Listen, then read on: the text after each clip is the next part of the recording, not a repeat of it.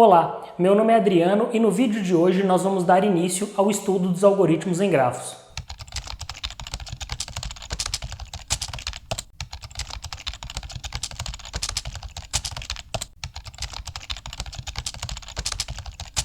Para começar o entendimento dos algoritmos em grafos, é importante que nós saibamos como que nós vamos representar tais estruturas, no caso os grafos, dentro dos algoritmos. É importante sabermos as duas principais formas de representação dos algoritmos, dos grafos dentro dos algoritmos. Então, aí no caso nós temos as duas principais formas de representação. A gente tem listas de adjacências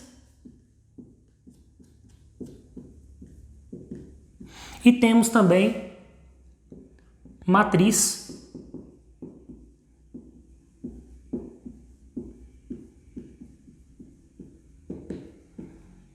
de adjacências. Essas são as duas principais formas de representar os grafos dentro de um algoritmo.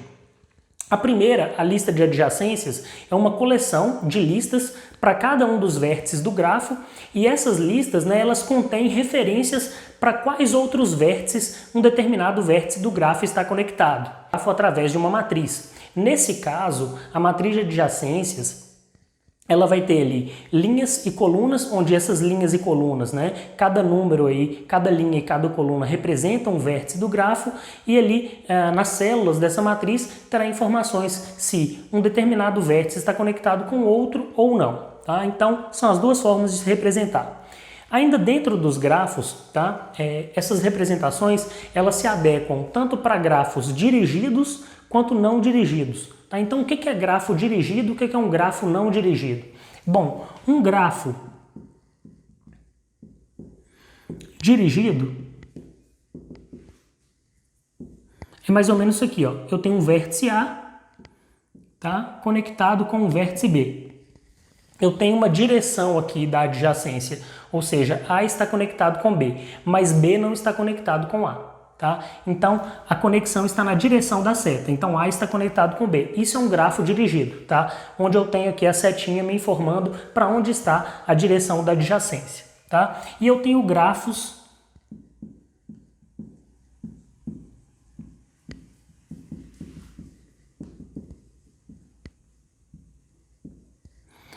não dirigidos, que é o quê? Eu não tenho a setinha informando a minha adjacência. Então, aqui no caso, o A está conectado com B e o B está conectado com A, tá? Eu não tenho uma direção da adjacência. Essas duas formas de representação aqui, tanto lista de adjacências quanto matriz de adjacências, elas representam tranquilamente tanto grafos direcionados quanto grafos não direcionados. Isso aí, elas representam perfeitamente, tá? Só que tem algumas particularidades de cada uma que é importante falarmos aqui. Por exemplo, a lista de adjacências, a maioria dos algoritmos em grafos utilizam os grafos conhecidos da literatura, a grande maioria utilizam lista de adjacências, pela sua simplicidade de implementação e também custo. Já alguns algoritmos, por exemplo, da literatura que tratam de busca de caminhos mínimos, preferem a utilização de matriz de adjacências. Tá? Quando estamos falando de grafos esparsos, costuma-se usar mais lista de adjacências. O que são grafos esparsos? Então, mais um conceito aí. Então, os grafos esparsos, eles são grafos em que o meu número de arestas do grafo, representado aqui por o E maiúsculo, o conjunto de arestas, é muito menor que o conjunto de vértices ao quadrado do meu grafo. Tá? Então aqui eu uso esse E maiúsculo, a literatura, por exemplo, o livro que nós vamos nos basear aqui para esse estudo de algoritmos em grafos, continua sendo o livro de algoritmos, teorias e práticas do Thomas Cormen, do Laserson, do Rivest, aqueles 4 autores lá. Tem o Cormen, o Laserson, o Rivest, o 4, eu não me lembro ao certo, mas é o livro Algoritmos, Teoria e Prática. Então lá eles usam, para grafo, a representação de grafo, eles usam o G maiúsculo, que é o que? Um conjunto de vértices V maiúsculo e arestas, tá? V de vértex, tá? E o E de edges, que no caso é arestas em inglês, tá? Então, aqui, no caso, o grafo esparso, o que é que ele é? Um grafo esparso é um grafo que tem um número de arestas muito menor do que vértices. Então, eu tenho muitos vértices e poucas arestas, tá? Então, lista de adjacências vai muito bem para esse tipo de representação aí. Agora, quando eu tenho grafos densos, tá?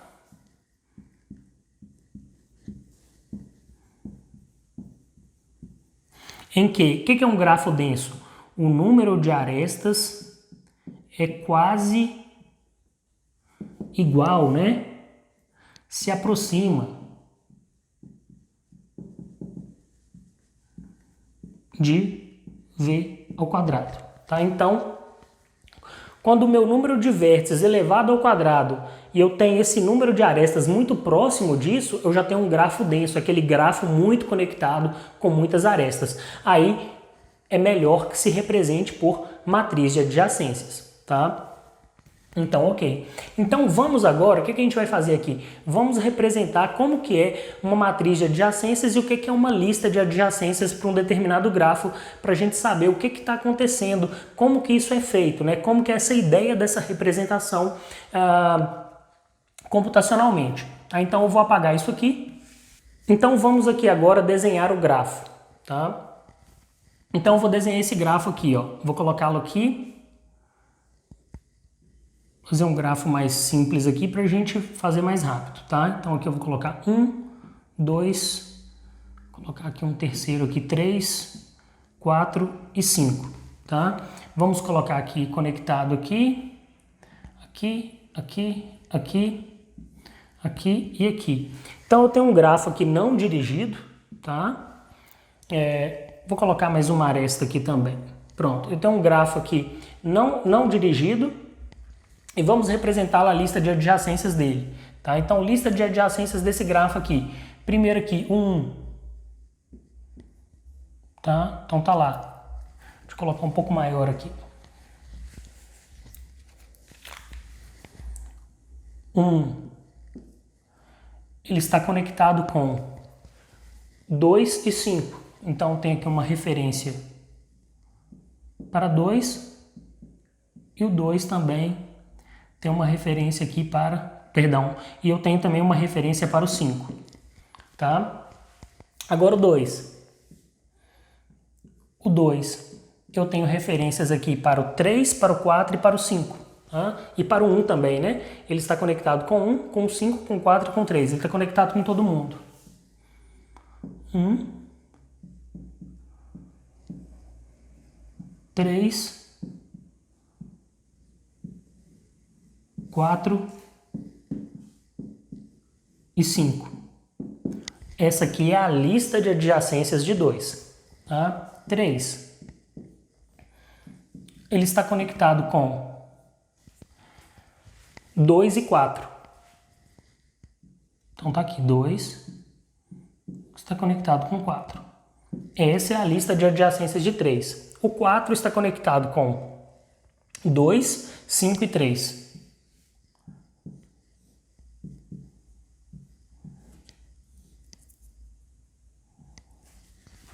2, 3 e 5, tá? Então, e por fim o 5, que está conectado com 1, com 2 e 4.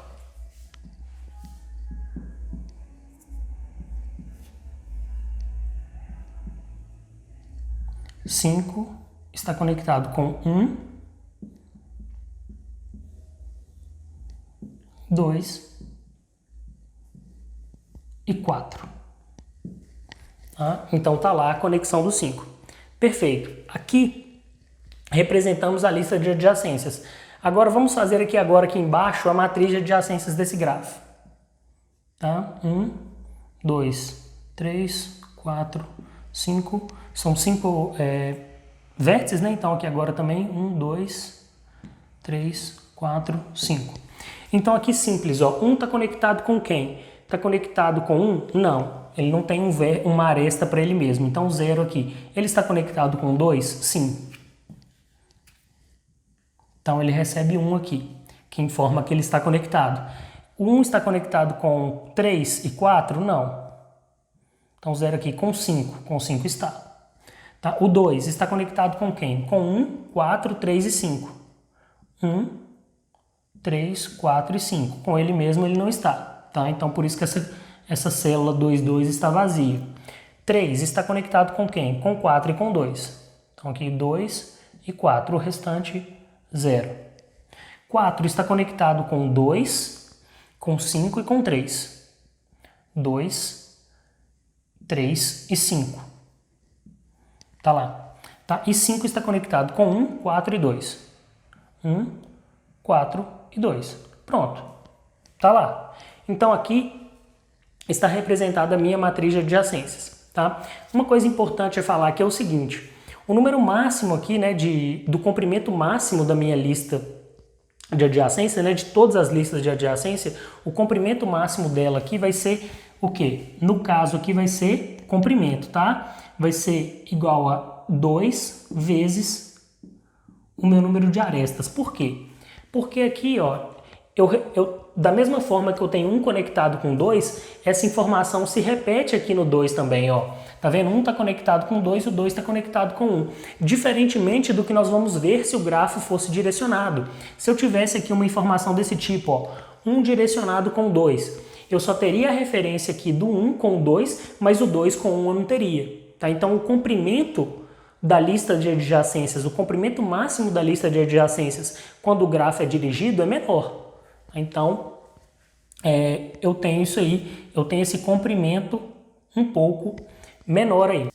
Outro ponto importante também que temos que falar aqui sobre as listas de adjacências e a matriz de adjacências é o seguinte: a quantidade que cada um deles gasta na memória. No caso aqui, tá, a quantidade de memória que eu vou colocar aqui da lista de adjacências é a quantidade do que no caso do número de vértices mais o número de arestas. Tá? E no caso aqui da minha matriz de adjacências, a quantidade que eu tenho aqui é de, vou colocar aqui do lado, tá? O meu Q aqui no caso é da ordem de 2 elevado a V, tá? Então essa é a minha quantidade de memória, tá? Então agora vamos fazer outro exemplo aqui de outro grafo, pra gente, agora um grafo dirigido, pra gente ver como que funciona aí a representação da lista de adjacências e da matriz de adjacências desse grafo. Bom, então vamos continuar aqui a representação desse grafo agora dirigido utilizando lista de adjacências. Bom, aqui nós temos um grafo dirigido, tá, com 6 vértices, então a gente vai ter aqui o 1, tá? Ele vai referenciar quem aqui? 2 e 4, que estão adjacentes a ele, tá? Então vou colocar aqui 2 e 4, tá? No caso 2 aqui, quem está adjacente ao 2? Somente o 5, tá? O 1 não está, tá vendo? Porque a direção da seta diz o quê? A seta está indo do 1 para o 2, então quem é adjacente a 1 é 2. 2 não é adjacente a 1, tá? Então aqui no caso eu tenho somente o 5 adjacente a 2. Tá? O 3 agora, quem está adjacente a ele? O 5 e o 6.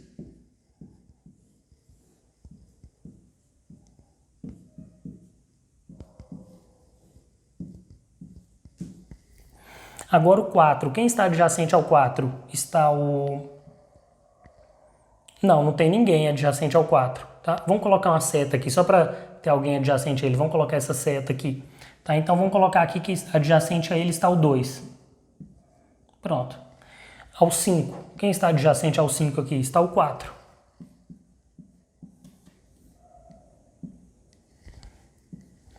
E ao 6 está ele mesmo.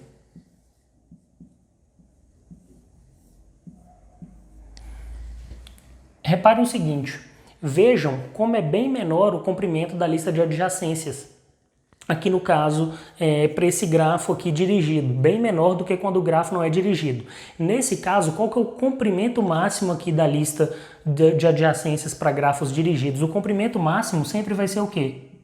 No máximo, o tamanho aí de arestas, né? A quantidade de arestas que tenha no grafo, tá? Sempre esse vai ser o comprimento máximo. Por quê? Porque aqui é diferente do grafo não dirigido.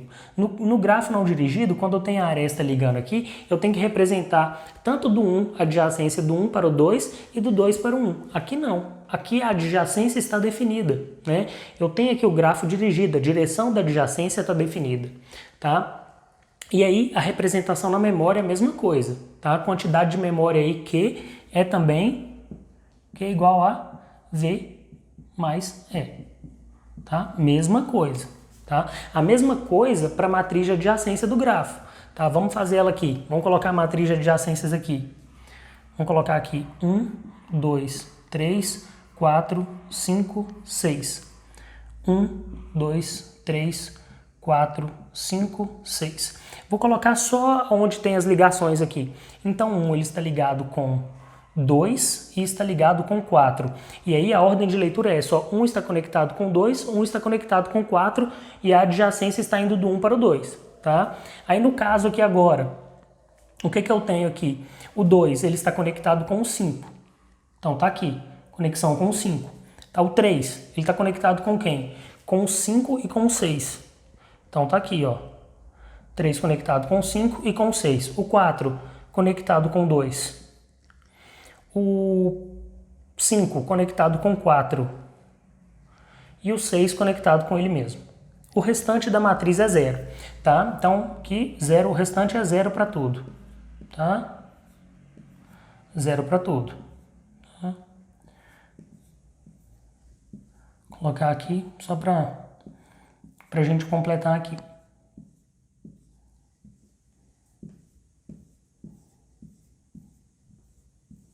Tá, então, tá aí a matriz de adjacências. Na memória, a quantidade de memória é a mesma coisa, Q de 2 elevado a V, tá? Esse é o custo para armazenar na memória, tá? O custo aí da matriz de adjacências. Então a gente já viu e entendeu mais ou menos aí como que funciona a representação da matriz e da lista de adjacências. Então dessa forma dá pra gente representar isso dentro de um algoritmo, criar um algoritmo para poder manipular esses grafos. Tá? Tem outra coisa importante que é o seguinte ainda na representação dos grafos. Eu tenho alguns grafos, vou apagar isso aqui, eu tenho alguns grafos que eles têm arestas ponderadas. O que é isso, aresta ponderada? Eu tenho uma aresta, então eu tenho lá um vértice A e um vértice B, e eu tenho uma aresta aqui, por exemplo, com um número aqui, ó, um valor aqui, por exemplo, 9. Tá? Então, isso aqui eu chamo de aresta ponderada. E eu posso representar essas arestas ponderadas tanto na lista de adjacências quanto na matriz de adjacências. No caso aqui da matriz de adjacências, por exemplo, suponha que aqui, vamos colocar aqui que é 1 e aqui é 2. Tá? Para a gente representar aqui. Então, 1 está conectado com 2 e 2 também está conectado com 1 com valor 9. Então, eu posso colocar aqui, ó, o valor 9 aqui e aqui o valor 9. Isso me diz o quê? Que 1 está conectado com 2 com uma aresta de valor 9 e 2 está conectado com 1 com uma aresta de valor 9, porque é um grafo não direcionado. Nesse caso, isso é importante porque a gente consegue representar situações, problemas do mundo real, né? Modelar problemas do mundo real utilizando aí grafos ponderados. Então você tem um caminho que tem um determinado valor. Então eu posso colocar esse valor na aresta ligando aqueles dois pontos que os dois pontos do mundo real que eu estou modelando aqui. Tá? Então eu consigo fazer isso, tá bom?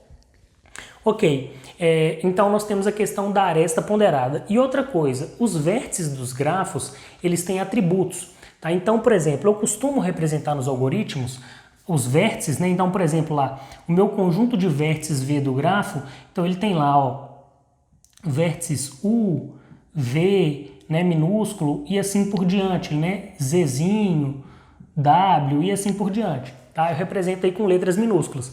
Esses vértices, eles têm atributos. Então, por exemplo, aqui, ó, pode ter lá u.cor, tá? u.pi, tá? u.d de distância, por exemplo, tá? Então, esse valor aqui depois do ponto é o atributo que eu coloco para o meu vértice. E no algoritmo, quando eu estou implementando um algoritmo em grafo, eu consigo colocar atributos para os meus vértices? Eu consigo representar esses atributos? Sim. Dá para representar. Mas aí a forma de representar os atributos para cada vértice varia de acordo com cada linguagem de programação. Não tem uma forma absoluta de você representar isso. Vai de acordo com a linguagem que você vai escolher utilizar. Tá? Então, eu tenho os atributos. Da mesma forma que eu posso ter isso aqui, né? Ó, eu tenho uma aresta UV, tá? Isso aqui, ó, é uma representação de aresta, ou seja, eu tenho uma aresta ligando o AV, no caso aqui Vzinho, né? Vou colocar minúsculo aqui para não confundir, com um valor, um atributo F aí, tá? Então, eu posso colocar isso aqui também, tá? Posso colocar o atributo aqui associado a uma aresta, tá? A um vértice e a uma aresta, tá? Então, essa representação aqui, ó, com dois vértices entre parênteses, estou representando uma aresta, tá?